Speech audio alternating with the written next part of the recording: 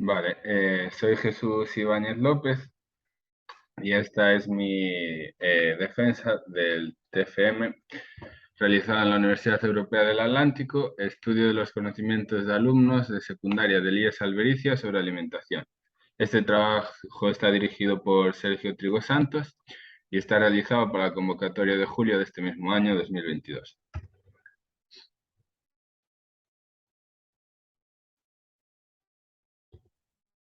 Vale.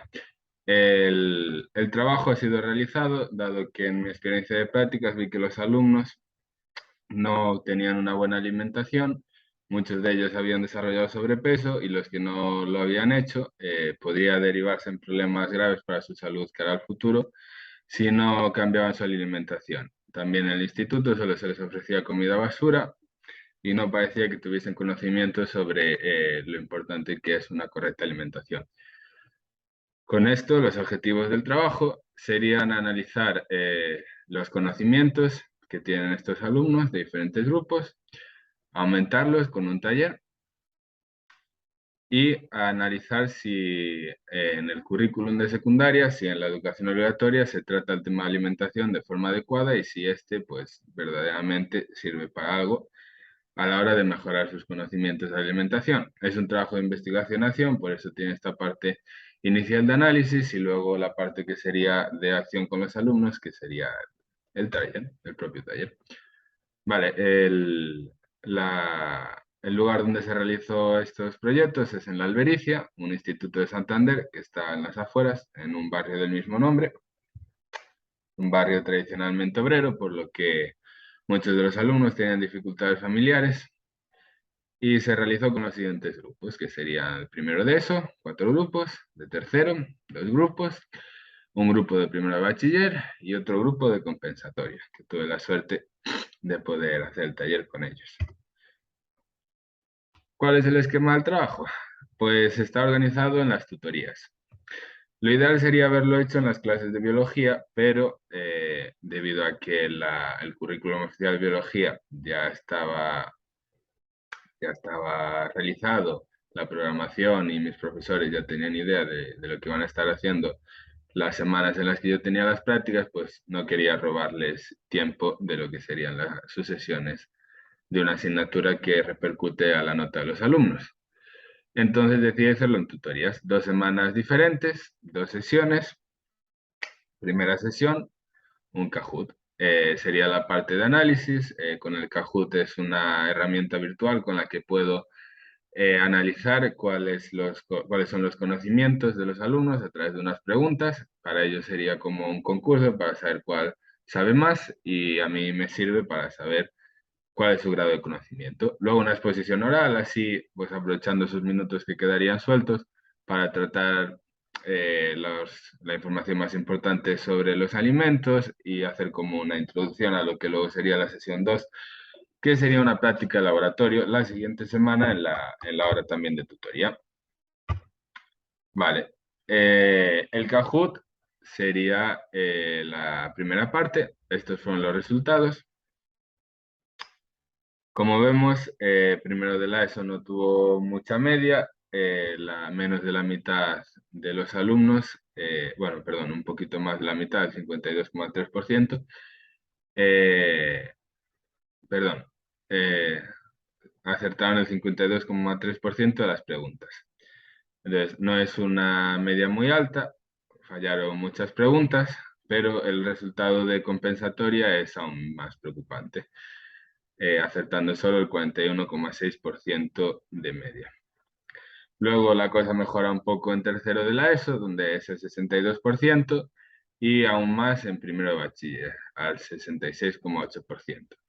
En tercero de la ESO es donde se da en biología esa parte de alimentación.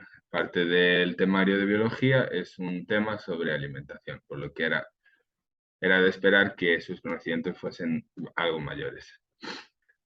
Aún así, aunque en primero de bachiller vemos que de media hay más preguntas acertadas, luego si nos vamos a la mediana o a la moda nos daría cuál es el porcentaje de preguntas que más veces ha sido acertado, cuánto es el que más alumnos ha tenido.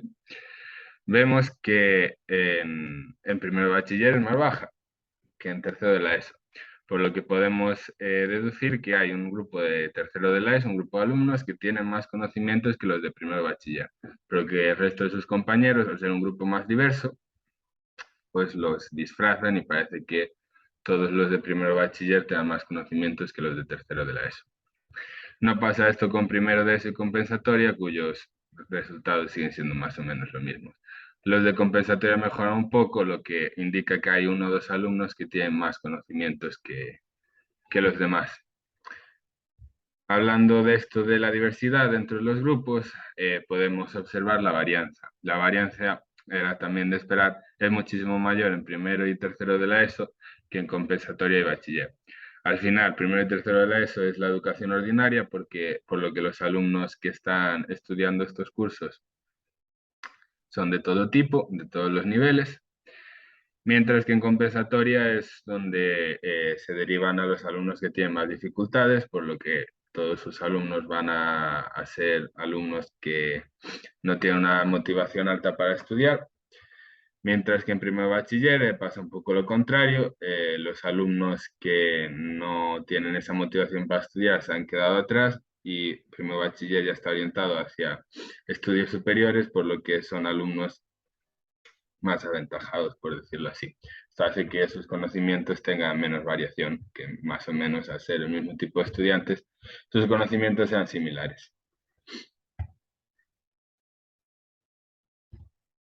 Vale. Quería pararme aquí un segundo porque, como he comentado antes, los de compensatorio tuvieron un peor resultado, un muy bajo, 42% de preguntas acertadas, pero quería pararme un segundo para hablar del mayor problema que tiene este grupo. Al haber trabajado con ellos, vi que no, sus conocimientos no eran menores que los demás. De hecho, incluso serían mayores que los de primero de la ESO. Pero hay un gran problema con estos grupos, que es la falta de motivación. No tienen una motivación para atender a las clases, para estudiar, no se esfuerzan en las actividades. Esto se ve en el porcentaje de alumnos que dejaron preguntas sin contestar, mientras que en primero de la ESO solo el 10% de alumnos dejaron algo sin contestar, en compensatorio el 80%. Casi toda la clase dejó alguna pregunta sin contestar, por lo que se daría como fallada. Luego, la cantidad total de preguntas sin contestar, sumando todos los alumnos de media en los grupos, fue de 2. De media en los grupos de primero de la ESO, solo 2 alumnos dejaban preguntas sin contestar. Perdón, solo 2 alumnos no, solo dejaban 2 preguntas sin contestar. Mientras que en compensatorio eso fueron 27 las preguntas que dejaban sin contestar. Por lo que es preocupante esa falta de motivación a la hora de realizar las actividades. No es por una falta de conocimientos, es más por una falta de participación. Luego, dentro de las preguntas, para mirar así si hay un tema que les cueste más, pues no se observa que mirando las preguntas que han fallado haya un tema dentro de los que se les trata que fallen especialmente. Las preguntas que más fallaron fueron la 8 de calorías, cuál es la definición. Bueno, perdón, la definición no, cuál de estas frases sería verdadera, y sería pues que no importan tanto como de qué alimentos proceden esas calorías. Es un poco, la pregunta es un poco confusa, pueden equivocarse fácilmente, es más porque la pregunta es algo confusa que por la dificultad de la misma. Luego, en la 22, al realizar ejercicio gastamos energía, ¿qué grupo de alimentos nos proporciona más energía? Pues debido a la publicidad tienen vinculadas las proteínas al ejercicio. Entonces, al escuchar ejercicio o deporte ya lo vinculan a las proteínas, cuando lo cierto es que los que nos dan más energía a la hora de hacer deporte pues son los hidratos de carbono y las grasas. Luego otra pregunta que también se falló mucho sería la 20, que era sobre la dieta, era una definición de dieta, y pasaría algo parecido a la de las calorías. Las definiciones les cuestan, entonces al ser un poco confuso y tal, cuál sería la definición correcta, pues lo fallaron mucho. Son temas diversos, no hay una concreción de que no sepan sobre macronutrientes, no sepan sobre calorías, no hay algo en lo que fallen destacadamente.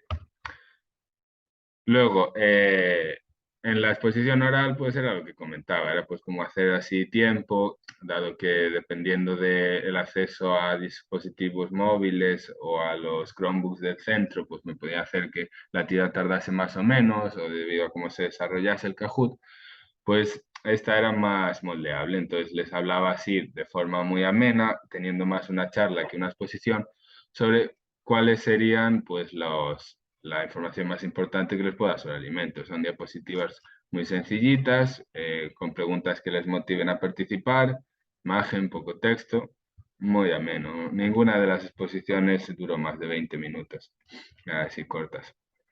Se trataba eso pues qué son las calorías, cómo funcionan, cómo hacer una dieta equilibrada, qué son los macronutrientes, también hablábamos un poco de veganismo, así como curiosidad. Bueno, luego el procedimiento y el resultado de la práctica de laboratorio, que sería la segunda sesión, ya la siguiente semana. Esta es la parte más complicada, perdón, la parte más complicada. Tuve que elaborar por mi cuenta todo el laboratorio, preparar todo, diseñar la práctica y hacer por mi cuenta pues el trabajo con los alumnos. Normalmente se separan los alumnos en los grupos a la mitad. Yo tuve que trabajar con los grupos enteros. Tuve la suerte de que muchos profesores se animaron porque necesitaban pues como actividades para la hora de tutoría, entonces de trabajar con bastantes grupos, pero me llevó también mucho tiempo. Luego, bueno, perdón, estos serían los tres pasos de la práctica. Es análisis de primero en peso en agua, luego de macronutrientes y luego de minerales. Lo primero, peso en agua, se calcularía como peso húmedo menos peso seco es igual al peso del agua. Yo lo que había hecho es coger un fragmento de plátano, pesarlo y al día siguiente, perdón, lo dejaba en la secadora y al día siguiente los alumnos lo recogían y lo volvían a pesar. La diferencia entre el plátano el día anterior y después de estar en la secadora, perdón, pues sería el peso en agua. Se secan totalmente, pierden todo su peso en agua, que es lo que podemos calcular. Luego, macronutrientes. Esta era la parte más compleja y en la que más trabajaban. Yo les llevé alimentos al laboratorio. Cada grupo, que los senté en grupos de 2 por cada mesa, escogía uno de los alimentos que les había proporcionado, lo machacaban en el mortero con agua y lo metían en los tubos de ensayo. Luego a los tubos de ensayo les echaban unos reactivos, que serían estos tres. El primero sería el Lugol. El Lugol reacciona con el alimento y nos da información sobre si tiene glúcidos y cuántos tiene. Cuanto más negro se vuelva, en un principio que sería amarillo, más glúcidos tiene. Lo mismo con el Sudan 3. En principio el reactivo es amarillo. Cuanto más lípidos tenga, más rojo se vuelve. En principio no debería pasar de un naranja. Si tiene muchas grasas, puede llegar a un tono rojizo. Y luego el reactivo de Biuret para las proteínas, completando así los tres macronutrientes. El reactivo de Biuret pasaría de un azul claro a un violeta marcado. Vale. Y luego minerales. Sería la última parte de la práctica de laboratorio. No es tan experimental, solo veían cómo lo hacía yo, dado que el imán era muy potente y podía causar accidentes con relojes o cualquier cosa que lo pudiese imantar. Entonces, pues, unos cereales que están enriquecidos con hierro, los dejábamos encima de una hoja y los alumnos veían cómo el imán atraía estos cereales enriquecidos, pues mostrando cómo tiene gran cantidad de un mineral como sería el hierro. Para analizar los conocimientos adquiridos en la práctica, lo ideal habría sido hacer una tercera sesión para trabajar con ellos que había mejorado. Dado que no podía ocupar tantas horas de tutoría porque hay actividades diseñadas por el centro para las tutorías y ya me hacían un favor importante dejándome 2 sesiones durante 2 semanas, pues no pude elaborar esta tercera sesión. Entonces, pues les daba unos papeles con unas preguntas sobre, pues eso, cómo se había calculado el peso en agua, cómo es el análisis de macronutrientes y cuál había sido el resultado de su alimento, si los cereales tienen hierro y cómo lo sabemos, ese tipo de preguntas. Y luego, pues, terminando ya con el trabajo, ¿cuáles son las conclusiones que saco? Pues serían que los alumnos, como hemos visto en la tabla estadística, pues tienen un conocimiento muy vago sobre alimentos. En un principio, a partir de los datos de Kahoot, poco más de la mitad de las preguntas sabidas.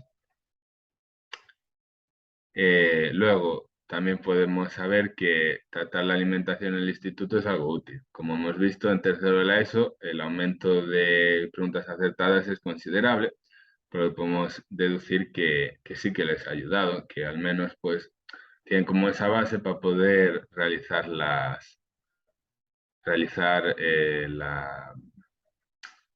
realizar una programación de su dieta de forma autónoma.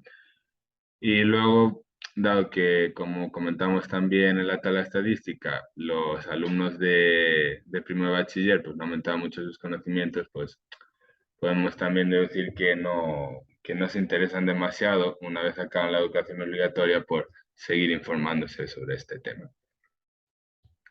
Es difícil sacar conclusiones sobre el proyecto en sí, sobre el trabajo en el laboratorio, pero las sensaciones con las que me voy es que trabajaron de forma muy eficiente, a los alumnos les gustó mucho y yo creo que aprendieron bastante. Las preguntas que les hice a las hojas, prácticamente todos los alumnos que tenían mínimo interés las respondieron correctamente y es como una motivación, como un golpe de atención a la hora de eso, de fijarse pues un poquito más en los alimentos que consumen. Con esto terminaría la exposición sobre mi TFM. Espero que les haya gustado y que esté todo bien. Un saludo.